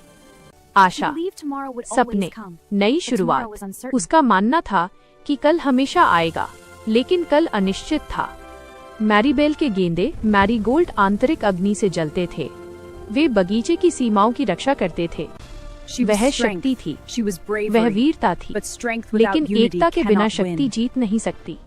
ऑर्चिया के ऑर्चिड प्राचीन रहस्य समेटे हुए थे। वे बैंगनी धुंध के माध्यम से चेतावनी फुसफुसाते थे, और एक रात उन्होंने उसे चेतावनी दी। एक छाया आ रही थी। जैस्मीना चमेली जैस्मीन के फूलों पर शासन करती थी।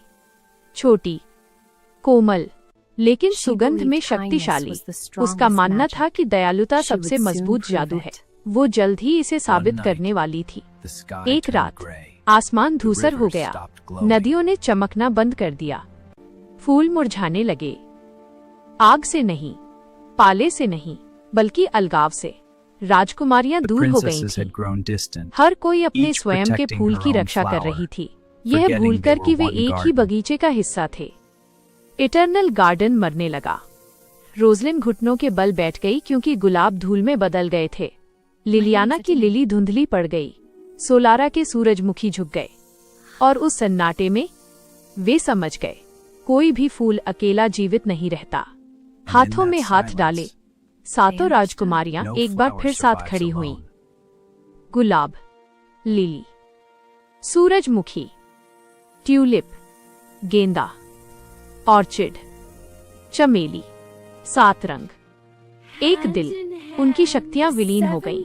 पूरे आसमान में रोशनी की एक लहर दौड़ गई। बगीचा पहले से कहीं अधिक चमक के साथ खिल उठा, और राजकुमारियों ने सबसे बड़ा सत्य सीखा।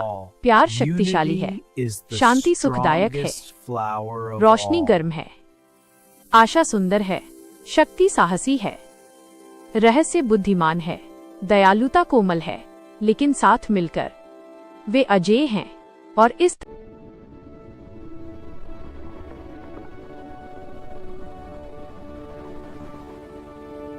गहरे नीले समुद्र के नीचे रंग बिरंगे कोरल्स मीरा की मैजिक बेकरी थी।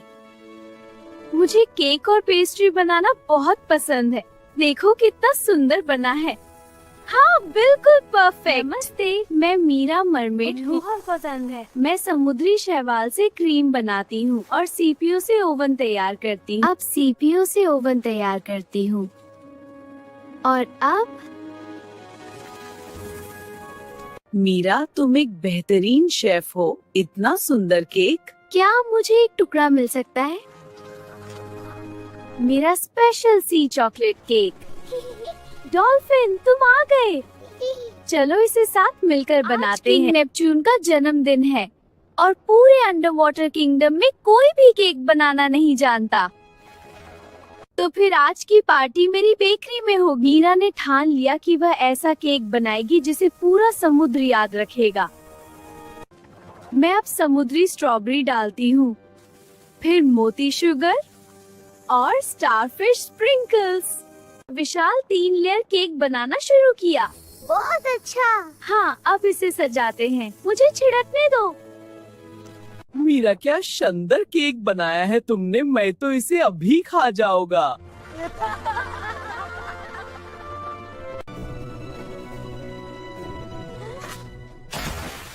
मैं तो बस स्वाद चख रही थी। शाम तक केक तैयार हो गया। वह इतना सुंदर था कि जेलीफिश भी उसकी रोशनी में झूमने लगी। वाह, ऐसा केक मैंने कभी नहीं देखा। मीरा, तुम सिर्फ एक मरमेड नहीं बल्कि अंडर वाटर की मास्टर शेफ हो। उस दिन के बाद मीरा की मैजिक बेकरी पूरे समुद्र की सबसे मशहूर जगह बन गई। देखो ये भीड़। वहाँ केक के साथ हंसी भी मिलती थी। समुद्र की लहरों के बीच हंसी और मिठास हमेशा के लिए बस गई।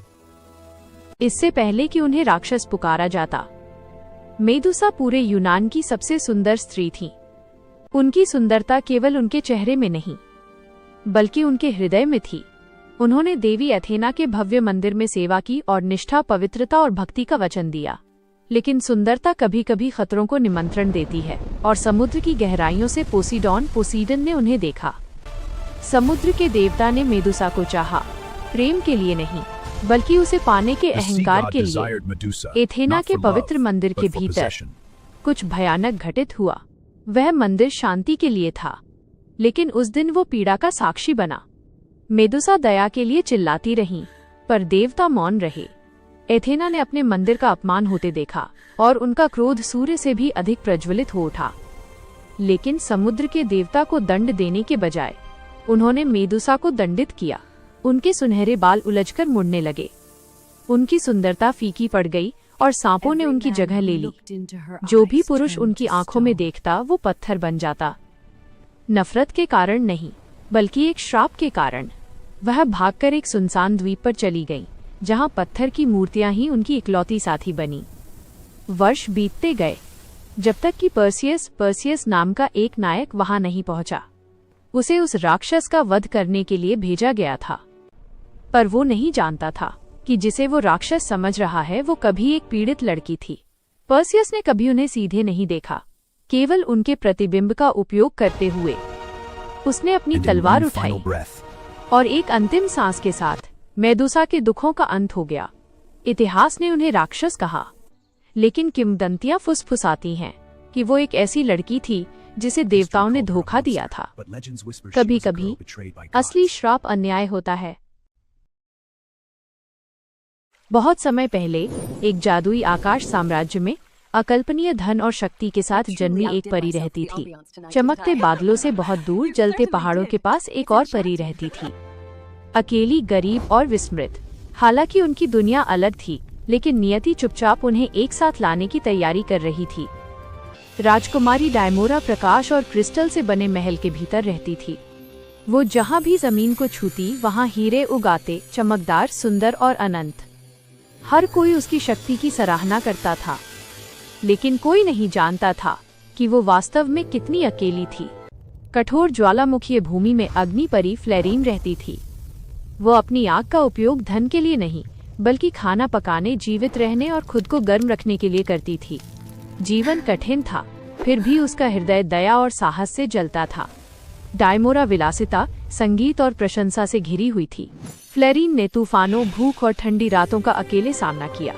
एक परी के पास सब कुछ था, दूसरी के पास केवल ताकत थी। एक दिन आकाश लाल हो गया और धरती कांपने लगी। एक काला छाया राक्षस, शैडो बीस्ट उठा, जो डर और विनाश को खा रहा था। महल और ज्वालामुखी भूमि दोनों ही खतरे में थे। डायमोरा ने अंधेरे को रोकने के लिए अपनी सारी हीरे की शक्ति का उपयोग किया, लेकिन हीरे बिखर गए और उसका दिल डर से भर गया। पहली बार शक्तिशाली राजकुमारी ने खुद को असहाय महसूस किया। फ्लेरीन अंधेरे के सामने खड़ी हो गई, उसकी आग तेज चमक रही थी। वो बहादुरी से लड़ी और जलते हुए प्रकाश से छाया को पीछे धकेल दिया, लेकिन उसकी आग भी फीकी पड़ने लगी। फ्लेरीन के साहस को देखकर डायमोरा अपनी गलती समझ गई। उसने अग्नि परी का हाथ थाम लिया। हीरा और आग मिलकर एक शक्तिशाली प्रकाश में बदल गए। अंधेरा गायब हो गया। वो एकता का सामना करने में असमर्थ था। धरती ठीक हो गई। गर्माहट और क्रिस्टल एक साथ बढ़ने लगे। दोनों परियों ने कंधे से कंधा मिलाकर दुनिया का पुनर्निर्माण किया। डायमोरा ने अपना धन साझा किया। अब उसे गर्व नहीं था। फ्लेरीन ने सिखाया कि ताकत दिल से आती है, और इस तरह उन्होंने सीखा, असली जादू हीरे या आग नहीं है, यह एकता है। परिलोक फिर से सुंदर और अच्छा हो गया। फ्लेरीन अपने जादू से हवा में पटाखे फोड़ती, जिससे परियां खुश होती थीं, और डिमोरा और फ्लेरीन हवा में उड़ के एक साथ मस्ती करती थीं, और फ्लेरीन अपने परिलोक की जरूरत पड़ने पर हमेशा आती। वो पहले से स्ट्रांग भी थी।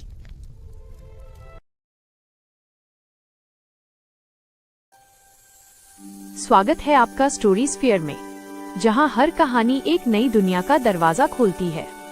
यहाँ सपने जीते हैं, परियां मुस्कुराती हैं, और हर दिल को मिलती है एक जादुई कहानी। तो आइए शुरू। ऐसा कहा जाता था कि इस खूबसूरत महल में एक बेहद खूबसूरत राजकुमारी रहती थी। यह मेरा खूबसूरत महल है।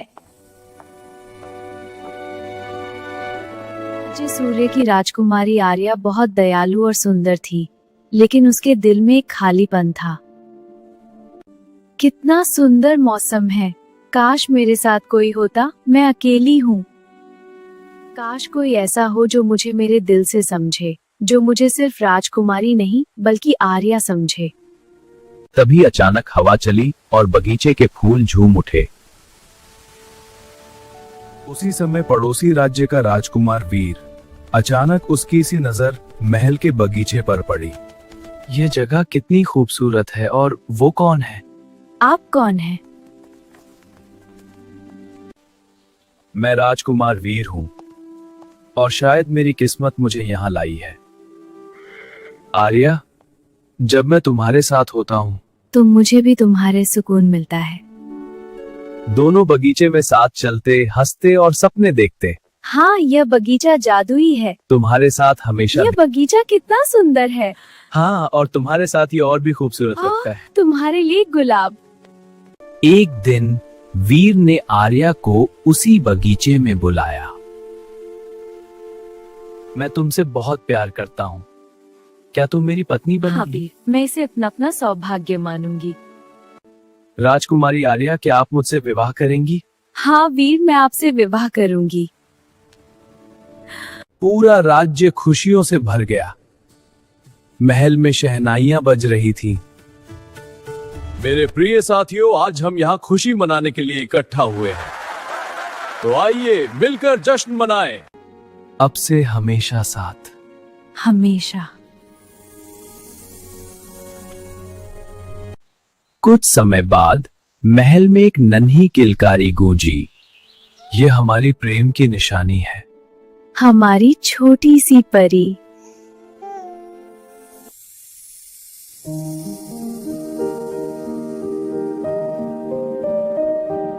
कुछ साल बाद छोटी अनाया बगीचे में दौड़ रही थी। पापा, मुझे पकड़ो। आ रहा हूँ मेरी राजकुमारी। यही है सच्चा सुख, हमारा परिवार। और इस तरह उनका प्यार एक खूबसूरत कहानी बन गया।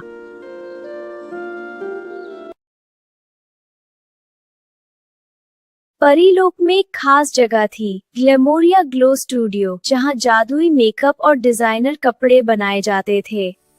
ग्लैमोरिया का स्टूडियो न केवल सुंदर था बल्कि जादुई भी था।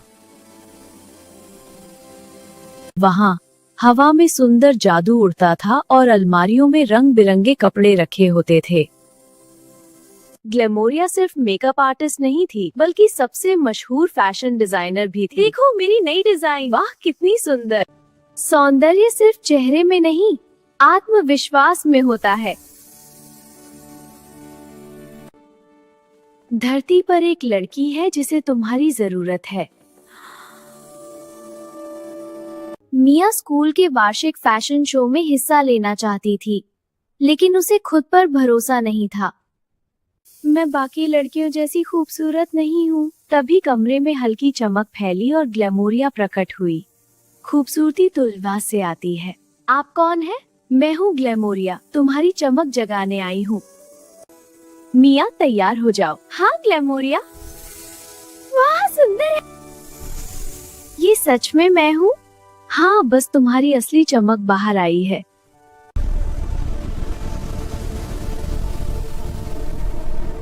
ग्लैमोरिया, तुम्हारी चमक ज्यादा देर नहीं टिकेगी। सच्ची सुंदरता को कोई अंधेरा नहीं रोक सकता। अब क्या होगा? अपनी आंखें बंद करो और खुद पर विश्वास करो।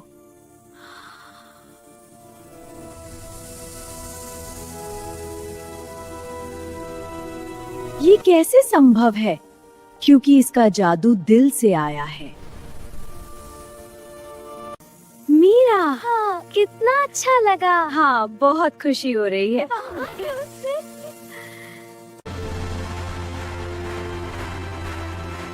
आज की विजेता है मिया। धन्यवाद, लेकिन असली जादू मेरे अंदर था। जब भी तुम खुद पर भरोसा करोगी, मैं वहीं मिलूंगी।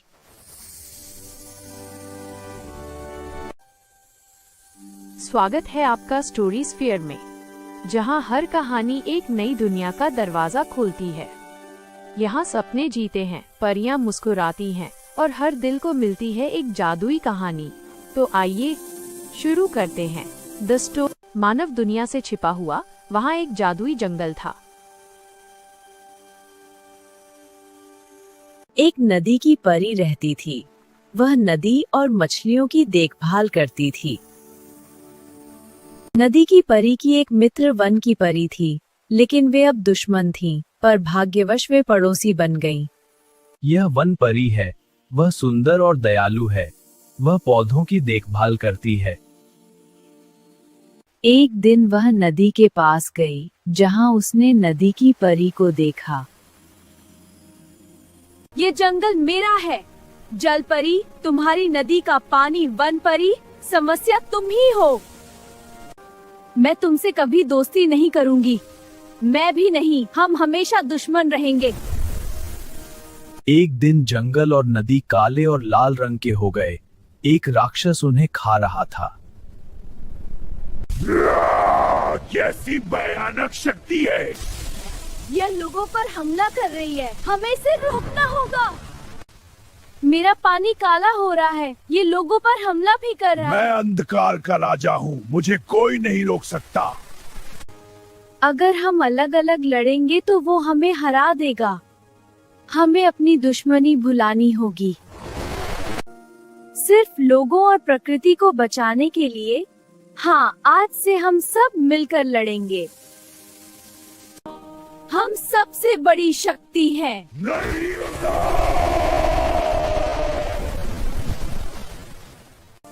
राक्षस की मृत्यु होते ही जंगल जगमगाने और चमकने लगा। आज मुझे समझ आया, वन और नदी एक दूसरे के बिना अधूरे हैं। हाँ, और हम भी। क्या तुम मेरी दोस्त बनोगी? शत्रुता इंसान को कमजोर बनाती है, दोस्ती उसे मजबूत बनाती है। नदी किनारे पहला पेरी और नदी की परी खुशी से उड़ रहे हैं। Ready for an adventure? Always, let's fly! The forest is so beautiful from up here. It truly is magical. स्वागत है आपका स्टोरी स्फीयर में, जहां हर कहानी एक नई दुनिया का दरवाजा खोलती है। यहाँ सपने जीते हैं, परियां मुस्कुराती हैं और हर दिल को मिलती है एक जादुई कहानी।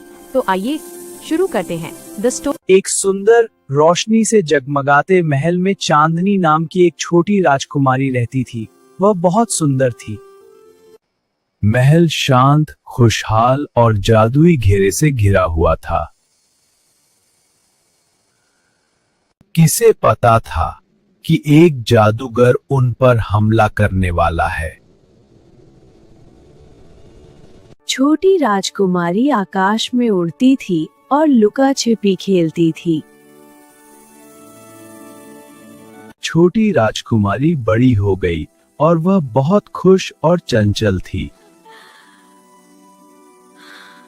राजकुमारी मछलियों से बात करती थी और उन पर जादू करती थी। ये जादू तुम्हें और भी खूबसूरत बना देगा। छोटी मछली, तुम कितनी सुंदर हो। तुम्हारे रंग कितने चमकदार हैं। जाओ पानी में खेलो। राजकुमारी पक्षियों के साथ खेल रही है और वह उन्हें बहुत प्यार करती है और उनके साथ आनंद लेती है। राजकुमारी नृत्य करती थी और बहुत प्रतिभाशाली थी। राजकुमारी झूलों पर खेला करती थी। राजकुमारी को एहसास होता है कि वह अदृश्य हो सकती हूँ। हाँ, ये सच है। राजकुमारी, समय आ गया है। हाँ, मैं सुन रही हूँ। अदृश्य हो जाओ, जैसा आप कहें। चांदनी, तुम फिर से अकेले आंगन में क्यों खड़ी हो? माँ, मुझे लगता है मैं बाकी सबसे अलग हूँ। अलग होना कमजोरी नहीं, ताकत भी हो सकता है। अगर मैं सच बताऊं तो आप डर जाएंगे। सच कभी डरावना नहीं होता बेटी। मैं दीवारों के आर पार जा सकती हूँ। क्या? और मैं अदृश्य भी हो सकती हूँ। हमें दिखाओ। ठीक है। वो कहाँ गई? चांदनी, हमें दिखाओ। ठीक है। वो कहाँ गई? चांदनी, मैं यही हूँ पिता। हे भगवान, देखिए। वो दीवार के पार चली गई। महाराज, पड़ोसी राज्य का काला जादूगर सीमा पर देखा गया है। क्या वो यहाँ आने की कोशिश करेगा? जी महाराज। मैं उसकी बातें सुन सकती हूँ। नहीं, ये खतरनाक है। माँ, ये मेरी जिम्मेदारी है। राजकुमारी अपने परिवार को बचाने के लिए महल से भाग जाती है। आज रात मैं सिल्वर मून राज्य पर हमला करूंगा। तो ये तुम्हारी योजना है? कौन है वहाँ? तुम मुझे देख नहीं सकते। अदृश्य शक्ति, सामने आओ। मैं हूँ सिल्वर मून की राजकुमारी। तुम मुझे रोक नहीं सकती। मैं दीवारों से गुजर सकती हूँ। और तुम्हारी चालों से भी। मैं तुम्हें पत्थर बना दूंगा। चांदनी कहाँ है? वो राज्य बचाने गई है। दुश्मन सैनिक किले की ओर बढ़ रहे हैं। महाराज, संकट है। सभी द्वार बंद करो।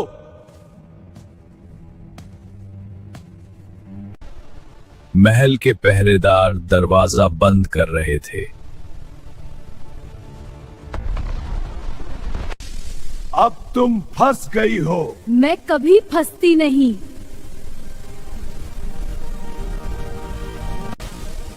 नहीं, ये मेरे राज्य के लिए है। राजकुमारी आ गई है।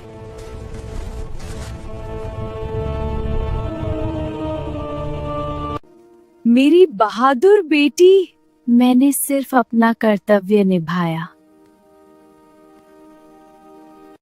वाह चांदनी, तुमने बहुत अच्छा किया। मुझे तुम पर बहुत गर्व है। आज से तुम सिर्फ राजकुमारी नहीं, हमारी रक्षक हो। और मैं हमेशा अदृश्य रहकर भी आपके साथ रहूंगी। यह चाय बहुत अच्छी है। हाँ, और ये बगीचा भी। सबसे अच्छा तो ये है कि हम साथ हैं। इस तरह इस खूबसूरत कहानी का अंत होता है। अगर आपको यह वीडियो पसंद आया तो लाइक और सब्सक्राइब करें।